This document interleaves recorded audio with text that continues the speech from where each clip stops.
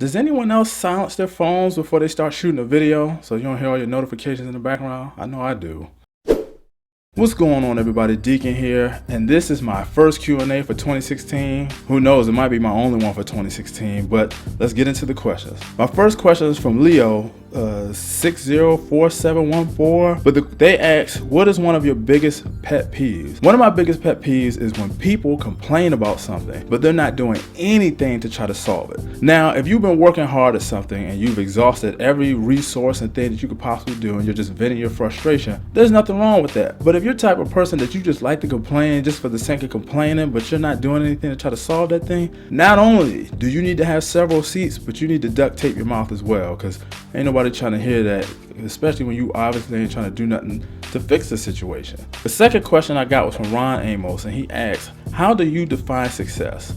Now for me, because everybody defines it a little bit differently, and I'm not one of those people that like to follow the masses, but I'll say this, whatever goal that you set for yourself and you reach that goal, that is success, regardless of what other people think. But if I had to pinpoint what I personally think success is, if you're somebody that you're doing something that you're passionate about and that you love, that you would do it for free, but you're getting paid for it and making money, to me, that's success. Because you got some people that are going to school, getting degrees in subjects that they could care less about, but it'll get them this salary to get them a certain lifestyle that they want, even though they could care less about their job. Some people dread getting up in the morning to go to these jobs that pay them 6-7 figures. I know because I worked around some of them. My next question, Rob asks, what is the most uncomfortable situation you have been in? It was when we had to tell my wife's parents that we eloped. Because all this time they thought we were engaged and having these conversations and just kind of dodging around, talking about what we wanted to talk about and just kind of even not trying to grasp the fact that we said that we were engaged. So then I just said, you know what, forget it. And I just dropped the bomb and said, yeah, me and your daughter got married. Woo! Yeah, it didn't get ugly, or anything like that. No knives were thrown at me or, we weren't cussed out. It was just, had to calmly exit. But yeah, that was probably the most uncomfortable situation I've been in my life. The next question I got was from Tylea. She asked, how old are you? You look young, like you're in your late teens or early 20s. God bless you. Now, before I answer that question, I just wanted to say that, when you see comments or people ask you questions like these, that's a good thing because it kind of gives you a gauge of how life has treated people. Because we all know somebody that they could be a certain age, but even with that age, they either look younger than that age or life has been so hard on them that they look much older than what they actually are. But to answer your question, I'm 34 years old. My next question comes from Canadian Queen 76, and she asks, how often do you record videos? I record one video every week. I try to do it by Monday, so then that way if I need any skits or anything, I can get everything in by Thursday, edit it, and then upload it by Friday or Thursday night. The next question I got was from IDJor Vlogs, and he asked, how do your wife and little girls feel about your YouTube channel? I'll let them tell you. I find a long word in it. If we wasn't in it, then I wouldn't be fine with it. I think it's a good outlet, so you're not talking my head off all the time. But then you'll turn around and ask me what I think about this topic or that topic. So you're still kind of talking off my head, but at least you got more people to share it with. The next question I got was from LaGuardia Cross, and he asks, what advice or critiques do you get from your wife and kids about your videos? Well, let's see. Well, don't talk about boring stuff. People don't like boring stuff. Just don't get the boring stuff. Mostly people like the kids. I'm not trying to say you always have to use this, but people like the kids. Probably to put more skits, because when you put more skits in it, it makes it more entertaining. That's about it. I don't really watch your videos, so I can't tell you what you really need to put in it. But the ones I've seen, the ones I like the best are the ones that you had the skits or you're doing your poetry. I do like when you do that, because you're really good at that. And of course they said exactly what I expected them to say. They did not disappoint me. My next question is from Devontae the Dreamer, and he asks, how does it feel finally releasing my dark skin video, and how fun is YouTube to you?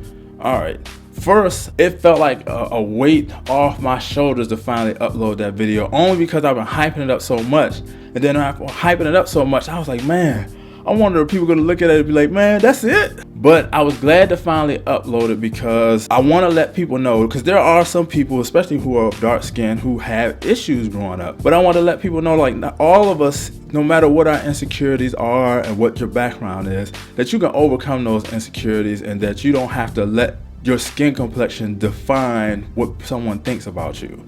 And the second question is, how fun is YouTube to me? Man, I enjoy it. I enjoy the recording. I enjoy the editing process. No matter how many times I have to edit and I mess up and I have to do different takes, I still enjoy it, and I hope I can do it, you know, for a long time. My next question is from Kirk Valentino, and he asks, what type of music do you listen to, and how do you feel about the transition in music between 20 years ago and now? It's funny you ask that because this is a topic I can go on and on and on about, and I'm gonna try not to in this video. But I primarily listen to hip hop, rap, R&B, gospel, and jazz. Just thinking about where the music has gone, because of course, any era that you grow up in where you were a teenager, of course you're gonna think that era of music is better. Just seeing the music, I won't bash it, because I know some people who are in this generation and are feeling like trap music, or they're feeling, you know, drill music, and they like artists like Future. I'm not knocking that. I'm personally not a fan of his music, but I mean, to each their own. But of course, I'm going to say that I felt that the music 20 years ago was more creative. It seemed like they put more time and effort, and it was more competition back there. And then with the R&B music, you know, for me, I kind of miss it. That's why my wife, like, she refuses to listen to whatever R&B music is out right now.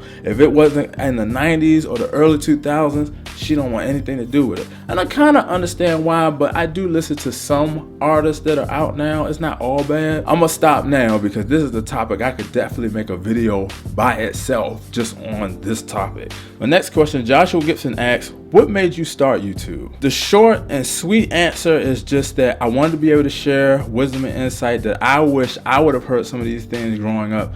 And then two, like my wife already mentioned, to stop talking a hole in her head and to have someone else rant too instead of just her all the time. Savage Diaries asks, what's your proudest achievement?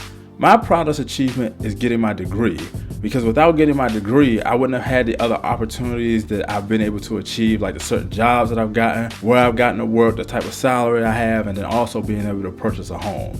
So yeah, I would have to say that that's my greatest achievement. However, if you ask my wife, she'll tell you. My husband's greatest achievement is marrying me, because I know he said that going to school and getting his degree, but if it wasn't for me being his motivation to make a better life for himself, he wouldn't have that degree.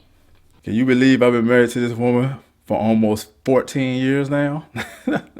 And my final question I got was from Will, and he asked, who made the cartoon of your good self that you are now using as your thumbnail pic? And that was Sid Vish from The Six Show. Many of you all know who they are. If you haven't, you know, I'll leave a link in the description below if you want to check out the channel. But I want to thank everybody who submitted their questions for this Q&A. You know, they were all very good questions, and I know I gave some long-winded answers opposed to how I usually do. But nonetheless, I thank you all. But that's it for this week. So as always, be wise.